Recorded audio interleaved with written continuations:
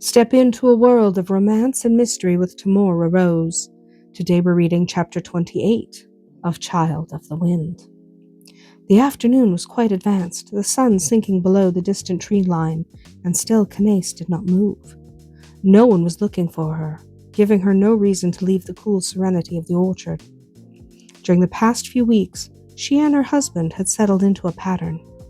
He was devoted to her every evening. Each night was filled with his passionate loving, and each day he practically ignored her. It was beyond depressing.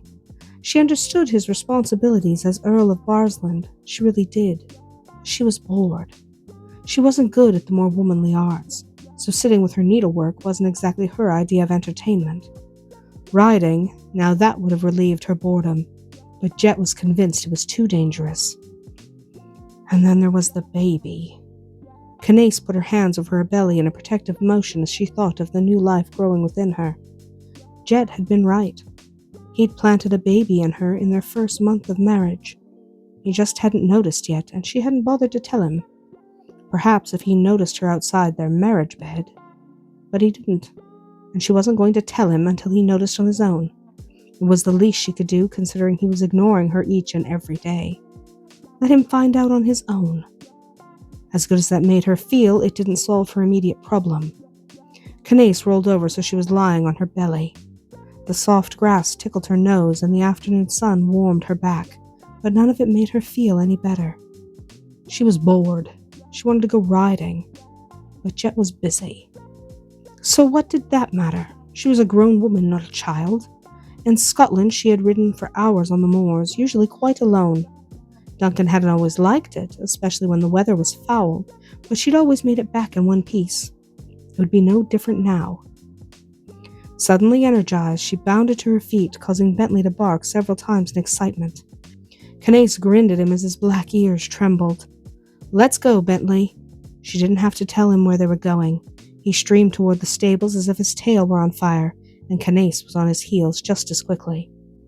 Because there were stable hands everywhere, and because she had no doubt one of them would tell her husband in short order, Canace didn't waste time with a saddle.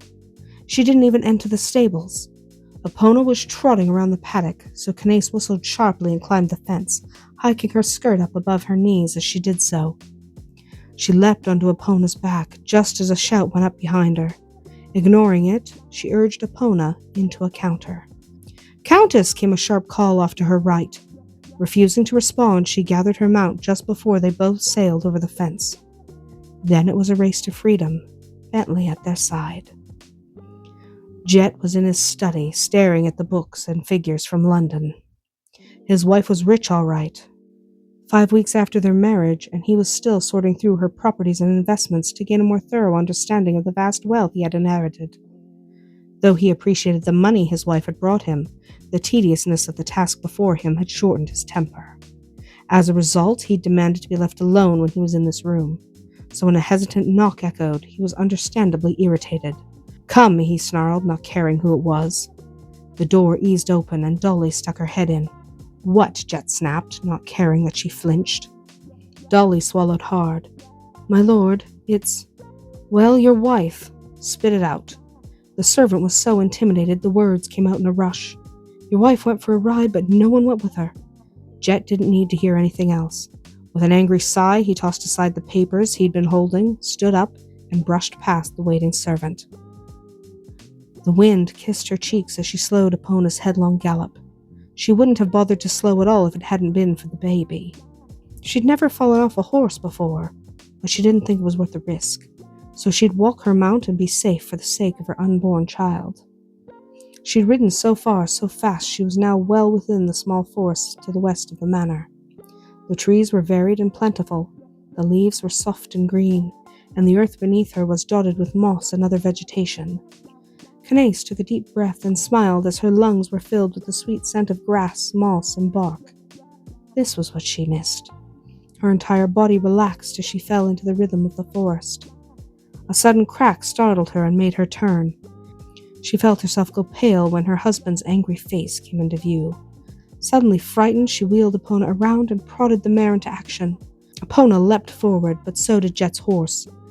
His arm came around her waist, plucking her from her mount and depositing her on the saddle in front of him. The move jarred her, knocking her teeth together and bringing tears to her eyes.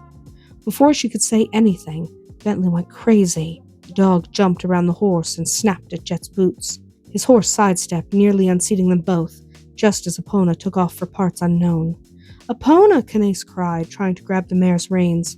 Bentley chose that moment to jump up once more, nudging Canace just enough for her buttocks to slide off the saddle. Afraid for the baby, she screamed and clutched at Jett's chest to avoid falling backwards entirely. Catching her at the last second, Jett pulled her against him and kept one arm around her waist. The dog jumped again, jaws snapping. "No," Jett growled, placing his booted foot on the dog's chest and pushing. "Down." Something in Jett's tone had the dog backing away, though he still made a deep rumbling sound low in his throat. "Jett," Canace began before he rudely cut her off. Not a word. She'd been about to tell him about the baby, to beg him to hold her more gently, but his tone had her bursting into tears instead. When he didn't respond to her sobs, she just cried harder. By the time they'd reached the manor, Canace had managed to stop her tears. She had even wiped the dampness from her cheeks and brushed the stray hairs from her eyes, but she still hadn't spoken to her husband. And by the way he dragged her off the horse and threw her over his shoulder, he didn't want her to. Her stomach bounced on his shoulder, causing her some discomfort, so she grabbed his belt to steady herself as Jett mounted the stairs with angry strides. The door was pulled open to admit the Earl and his wife. Several servants were milling about, but they all stopped and stared as their master hauled their mistress up to the master chamber, Bentley at his heels.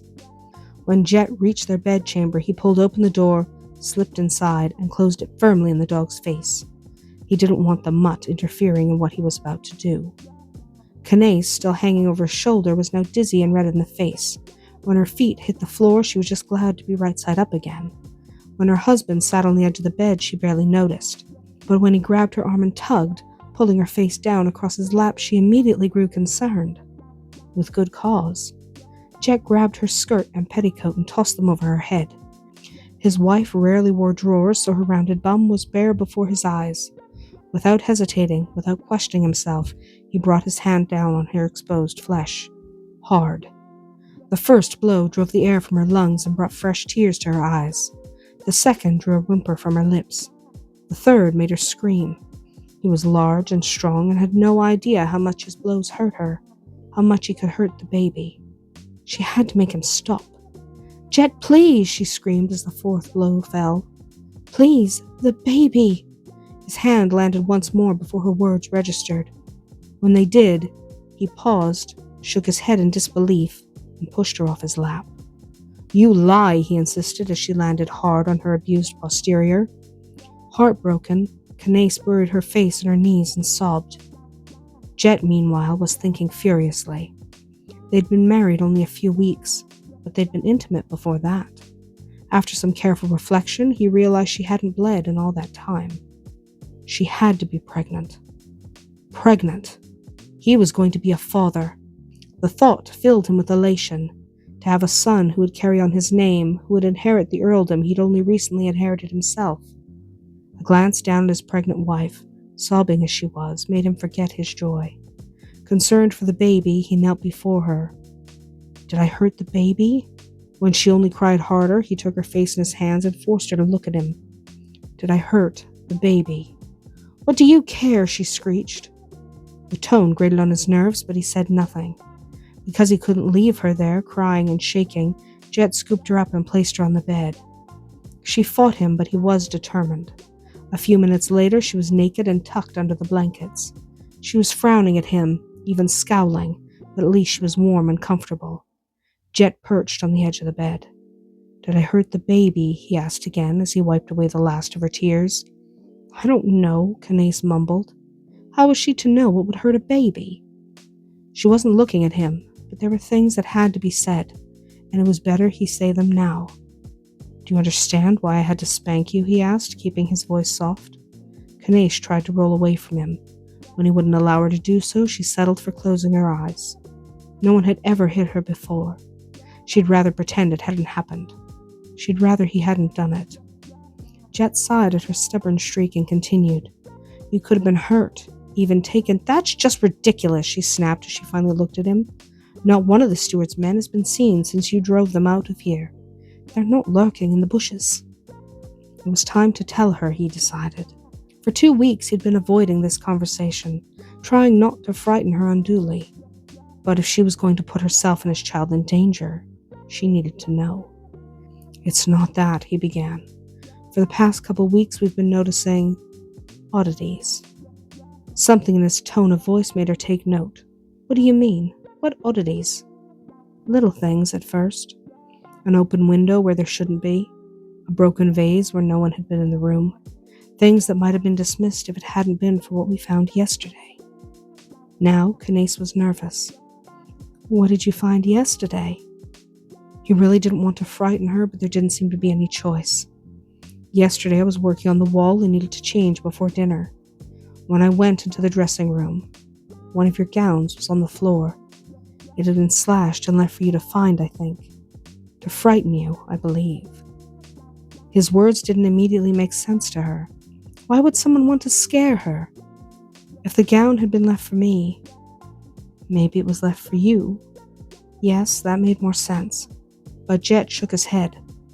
"I don't typically return to our bedchamber until much later. You and Dolly would normally have found it first." She blinked at him. "You think someone wants to hurt me?" It was a statement rather than a question, but he answered it anyway. "I think someone wants you afraid, and yes, I think someone may wish you ill." Something dark crawled about in her belly, making her shift nervously on the bed. Why would someone want to hurt me? The fear in her eyes touched him and worried him, so he tucked the blankets more securely about her. "I don't know, but I will find out. I promise you." "Why didn't you tell me?" she asked. "If you had, I might not have, and you wouldn't have. I didn't want to frighten you." Then his eyes hardened slightly. "And quite frankly, when I issue an order, I expect it to be obeyed." The look in his eyes had her shifting uncomfortably, and was only partially from the pain in her bottom. He noticed and kissed her forehead. "Promise me you'll do as I tell you, for your sake and the baby's, and I'll have no cause to strike you again." That was a promise she wasn't sure she could make. "I'm very lonely." Jett leaned back, confused. "I spend every evening with you. You bed me every evening." He didn't seem to understand, so she tried to explain. "You don't ever talk to me. We never go riding together. We barely even dine together. I'm always alone." Oh. When put that way, it did sound lonely. He couldn't expect her to be content with the company of servants. "I'm sorry. I never thought. I didn't realize you felt that way." Suddenly overcome with emotions that surely were related to her delicate condition, Canace started to cry. "Don't do that." Jett pulled out a handkerchief, leaned closer, and made an attempt to dry her tears. "I'll spend more time with you if you promise me you'll not leave the manor without me." She sniffed, then sneezed. "But I can still go to the orchard." After a long moment, he shook his head. "I don't think so. Not alone." When her face fell, he took pity on her. "I'll try to spend more time with you. And Mac is coming next week. You'll be safe enough with him." That perked her up enough for a small smile to curve her lips, but that smile turned into a frown when he slowly unbuttoned his shirt. "What are you doing?" she asked, glancing at the still bright sky. "I'm going to hold you and our child until morning." A minute later, he was naked and slipping under the blankets. Canace gave him an odd look as she turned on her side to face him. "But it's not even dinner." Grinning, his hand moved and he started to play with her more sensitive areas. "Then we'll have to occupy ourselves." Though she wasn't entirely uninterested, her answering smile was a little thin, and when her stomach rumbled a moment later, he realized why. "What did you eat today?" he asked. "Not much. Not anything, actually, but she didn't want to tell him that. I wasn't exactly feeling well this morning." He gave her a dark look. "You have to eat, for the sake of the baby, if nothing else. I'll have a meal brought up. In a minute." "In a minute?" His hand continued to move downward, and it was far more than a minute before Jett had the presence of mind to call for food. That's it for today. If you enjoyed this chapter, stay tuned for more tales of romance. Until we meet again, may your days be filled with passion, and just a touch of magic.